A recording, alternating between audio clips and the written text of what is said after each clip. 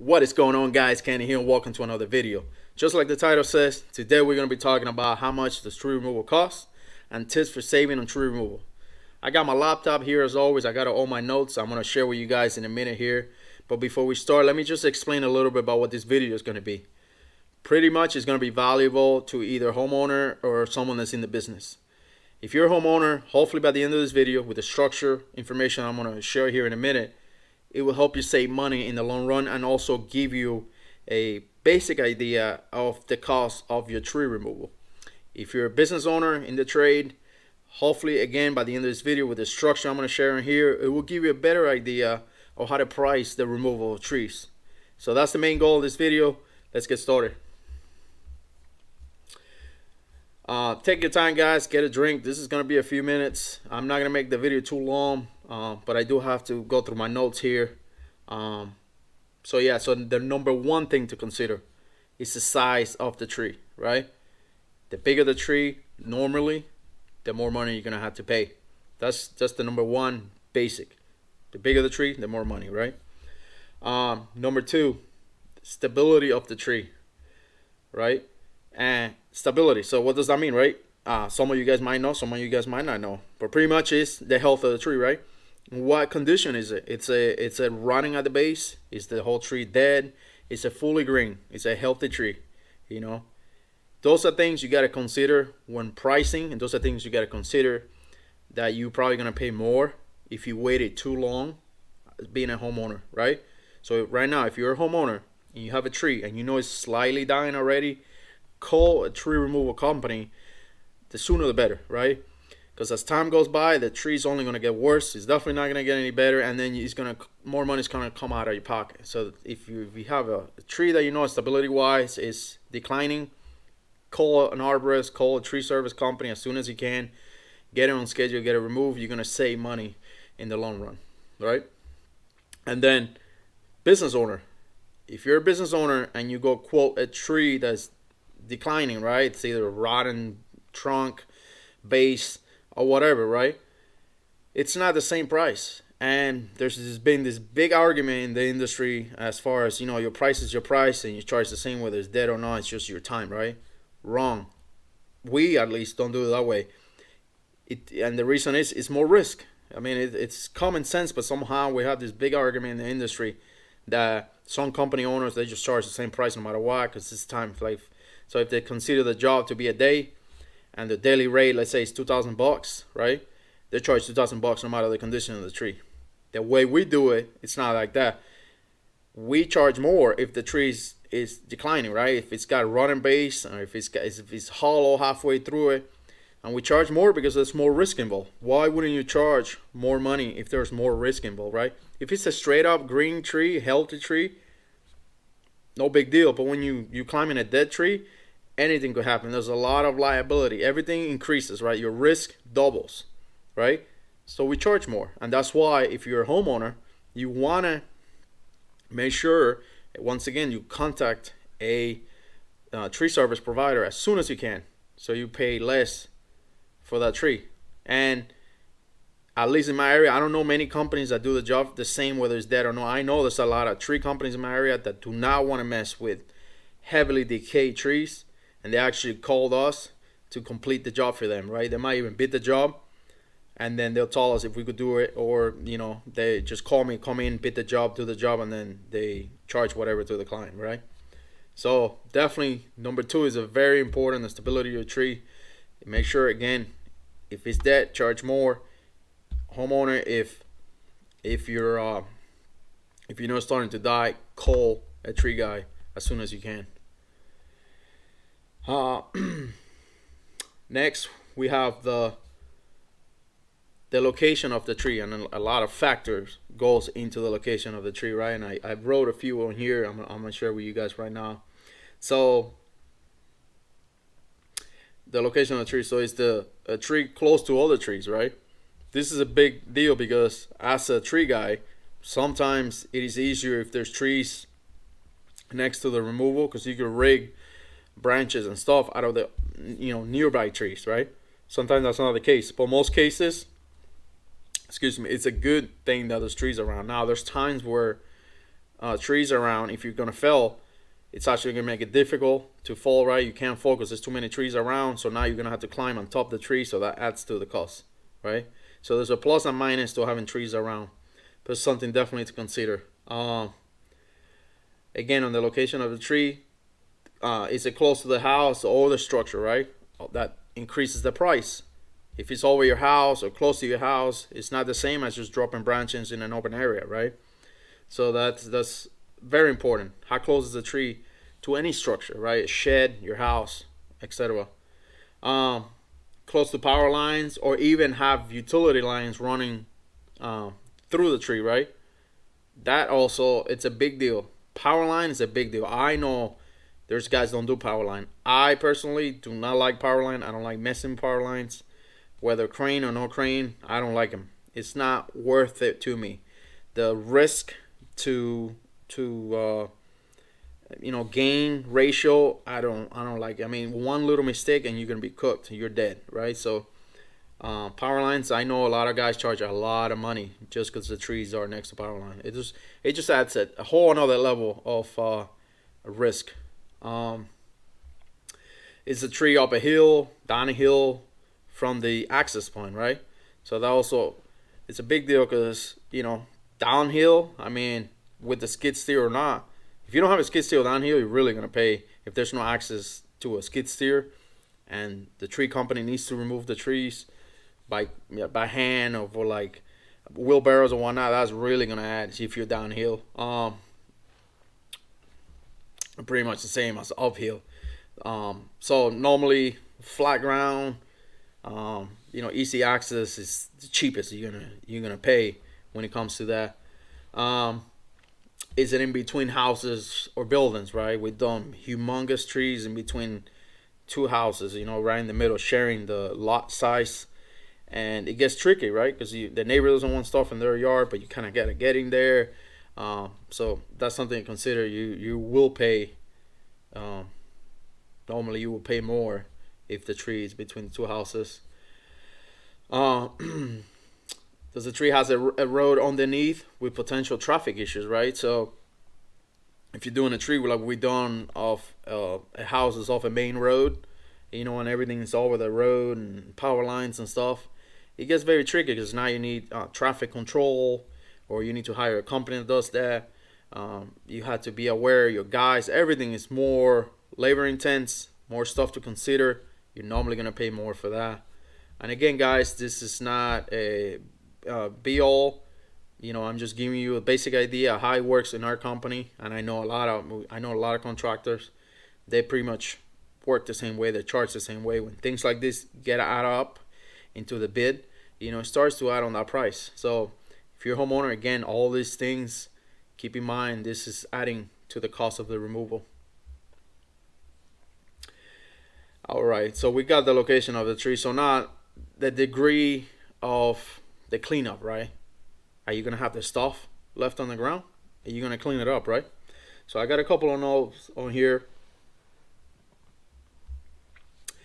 I wrote on here, there's normally 4 kinds of cleanup, right?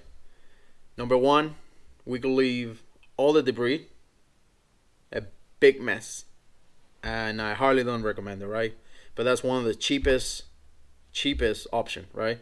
You get in there, you just want that tree on the ground, you'll handle the debris later, right? You're gonna save money because we don't have to haul anything. Number 2, it's a rough cleanup, I like to call it. You remove all wood and debris, but you don't do any final rake, to the detail, right? It's just the big pieces. So you could leave the area with like small little particles and stuff. You don't use a rake or anything. Some customers ones that don't, just get all the big stuff out of here, Kenny. Don't worry about the little minutia. Like we did a big job the other day, and it was in a cul-de-sac, and the customer pretty much told us, don't worry about whatever the smaller stuff, just leave it, just haul all the logs and go. The big debris, we'll handle little stuff because we got time and it's gonna save us money. So rough cleanup. Number 3, leave all the big wood, right? This is a good option if you're gonna use it for firewood, if you're gonna use it to mill the wood for slabs, or if you have someone that's gonna come and haul the wood for you to mill, or you could sell the wood. Leaving all the big wood, is really a good way to save money as a homeowner. And then finally, the number four on the cleanup section is remove all debris. Right. This is what we tell the customer is your best choice because you don't have to do anything. We come in there, we get your tree out of the way, we clean everything up to the T, and it looks like we were even there. Sometimes we clean the yard better than it was, right? So the full removal is what we also, full debris cleanup is what we try to sell the client most of the time.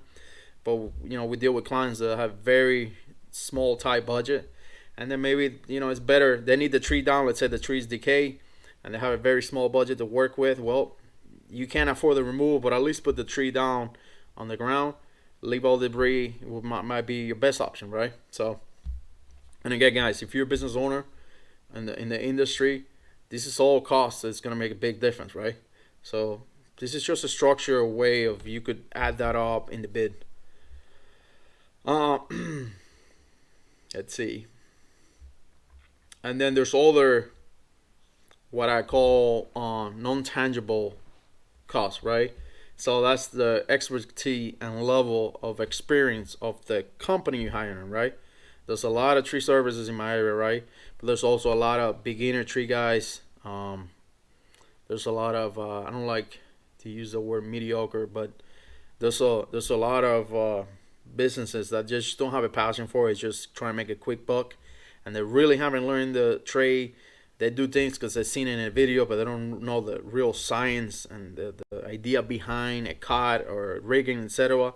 And their experience and quality of work might actually cost you more money, right? So that's something to consider. So for a homeowner, right? If you're hiring a tree company, obviously look at the reviews, look at what people are saying. But the more experienced company, for example, right? Let me make it easier. We focus mostly on removal, right? 99% of their jobs is removal. We do pruning, but very lightly. We do removal, whether that's residential, doing everything, limited space, tight spaces and stuff. But we also do land clearing and stuff, right? So we do a lot of removal, right? So we're really good when it comes to removal. We're not as good when it comes to pruning. So if you need a prune job, right, and it doesn't require no removal, you might be better off just to call a company that focuses mostly on tree removal, right? There's, for example, there's a company like in my area, I believe Live and Limb. They focus on like pruning and little detail stuff like that.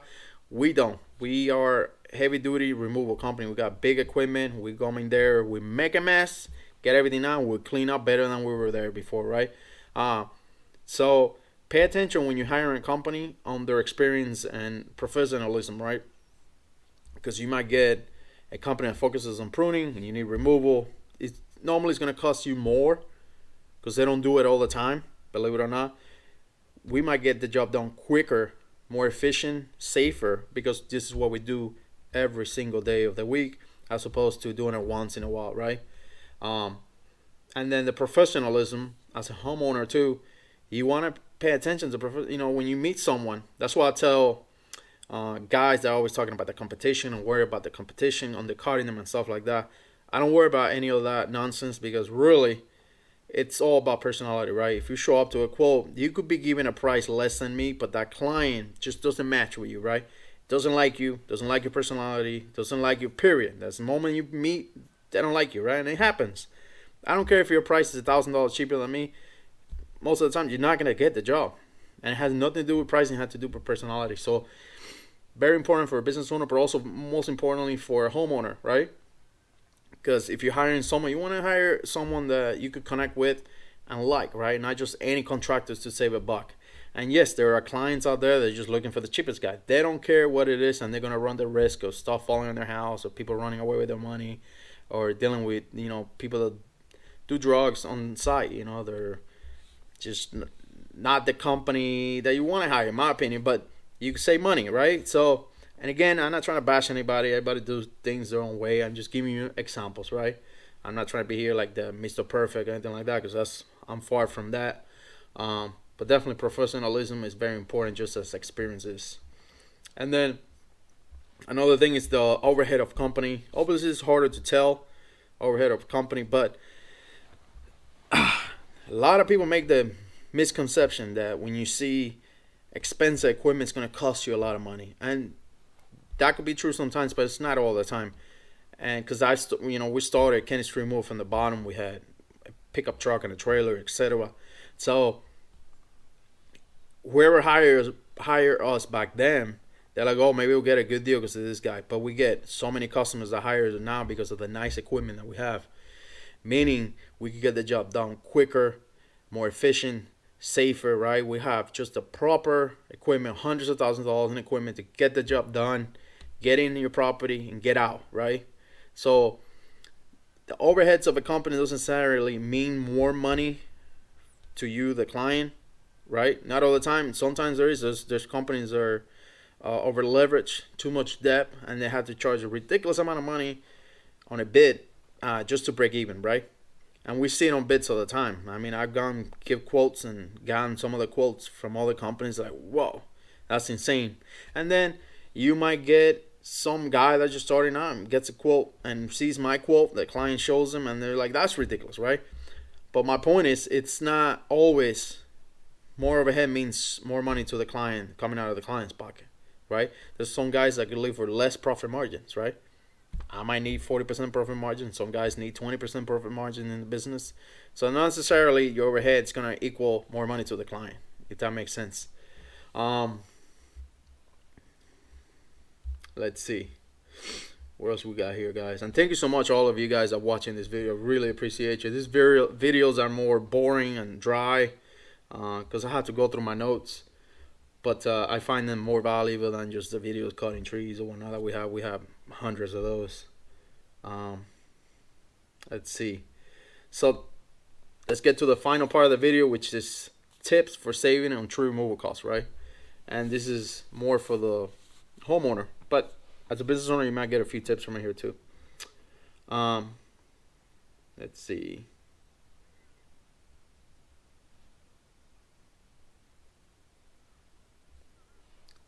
So as a homeowner, right? If you're buying a property, a lot of new homeowners never pay attention to this. Pay attention to your trees, right? If you have to hire a tree guy, right? Hire a company. Most companies will give you a free quote. Have them look around your entire property that you're trying to purchase, right? And just let them tell you what you need, right? You might need heavy pruning, trees over the house. You might need some removals. You might not notice, you don't do that for a living, right? So a professional might be able to tell you trees that need to be removed, trees that need to be pruned. So if you want to save money, that's one way to save money when you purchase a new home. Bring an arborist, bring a tree guy. It doesn't necessarily need to be an arborist, just an experienced tree company. You could call us, Kenny's Tree Removal, 919-630-8728. And I'll be happy to stop by and give you a free quote, walk around the property, and tell you what trees needs to be done, right? You don't want to buy that property and then later realize, oh my God, I got $14,000 worth of tree work that needs to be done, right? So that's one quick, easy way to save money. Before you get into a property, just make sure to, just like you call a home inspector to inspect the property, right? Call a tree guy to inspect your trees if you realize you have a lot of trees. But definitely something to consider, because I know a lot of homeowners, especially new homeowners, first time buyers, they get into this kind of problems where they buy the house for a good deal, but then, oh my God, so much money requiring tree work. And so another tip would be, just like I talked earlier, if you're handy with a chainsaw, if you have a wood splitter, if you want to get a workout by using a log splitter, an axe or a maul, one way to save money is to leave the wood, right? Leave the trunk, hold the branches. You might have a big oak or something big, right, where the branches are a good size. Maybe keep those too. That's going to save you money. So tell the tree guy, hey, once you guys get it on the ground, I want to keep the wood for firewood. Just leave that there. And then you could tell them, do you want to cut up or do you want them to leave it in a whole section? Normally it's cheaper if we just leave the trunk whole piece. Like we get clients that are like, hey Kenny, I want to keep the wood and can you cut it in rounds for me, right?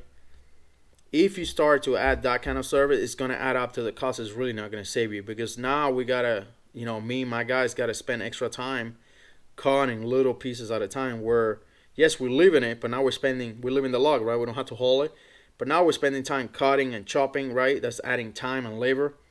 That tree will literally take us 1 minute to grab with our skid steer and load it, right? So when you start asking to cut as opposed to just leave the wood, you're gonna add to the cost, and sometimes it's gonna be the same as the removal or more in some circumstances. So my suggestion is, if you want to save money, just have the arborist tree guide tell you, hey, just leave the wood, just leave me the trunk, chip the branches, hold the branches, anything 10 inches and under, haul it away, and we'll keep the trunk and the bigger branches, right? So that's another way to save money. Again, number three, how stable is the tree? Once again, do not wait for the tree to get really bad. We actually did a tree job the other day. That tree, it was the most sketchy tree we done in a while, because it was dead for probably 4 years. So it was what I like to call a breadstick. It was standing. I don't know how it was even standing. I mean, I could have just gone like that with my finger, and the thing would have collapsed. So it took a lot of effort and ratchet straps and lines, and there was a shed, and it was leaning towards the shed. So don't wait to do that. This customer paid a good amount of money to do this, when it could have cost him literally a quarter of what he paid to have it removed, when it was healthier, right when he first noticed it. And yes, there's times, I'm not saying all clients, when they call you and the trees really decay, that it's their fault, that they're like, whatever, we'll ignore it, wait another time. There's times you don't notice, right? You just don't know, and that's a different story. But if you notice it, if you see your tree starting to decay, as soon as you see that, call a tree company. Have them come and give you a price. It's going to be a lot cheaper. So that's the third way to save money. Number four, I always tell my clients, get at least 3 bits, right? Tree guys, at least in my area, they're all over the place. I mean, I've gone to get bids with one guy. I'm at 2,000. One guy is at 1,100. One guy's at 800. One guy is 4,000.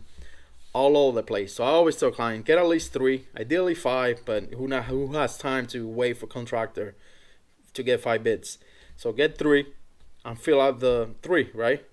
If you got one guy at 17, one guy at 2,000, and one at 700, right away the 700 is a red flag. So remove that guy out of there, and then the $300 difference between the other guys, 1,700 and 2,000, it will be pretty much up to why you want to hire one company or the other. Some customers don't care about the $300 difference if they feel better, more comfortable with another company, right?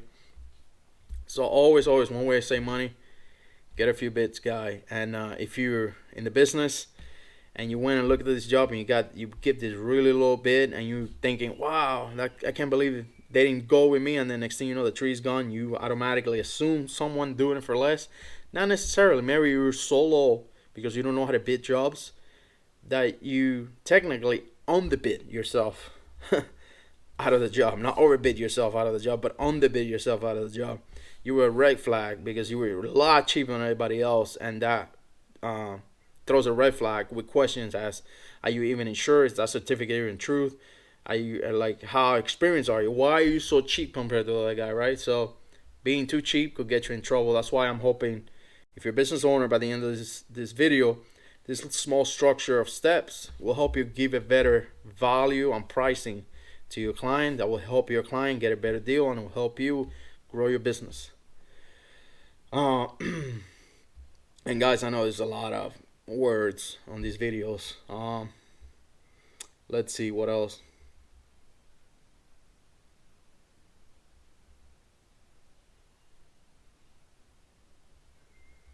Another way to save, this is more for the pruning, it's to make sure you plan ahead, right? Make sure you get your trees pruned, scheduled to be pruned ahead. Don't wait for that branch to break off and hit your house, or break off halfway and hang up in the tree, right? That's going to cost you more money. So just plan ahead. Normally I tell people, if your trees have never been done, just pay a tree guy to come in and prune all your trees, and then just put on a schedule yearly, every 2 years or whatnot. Saves yourself the headache and any paying more last minute thing, like your big branch broke off because you put it off and now it's hanging in your tree. Now you got to pay like 3 times the price. Last minute thing, right? So that's one way to save you money.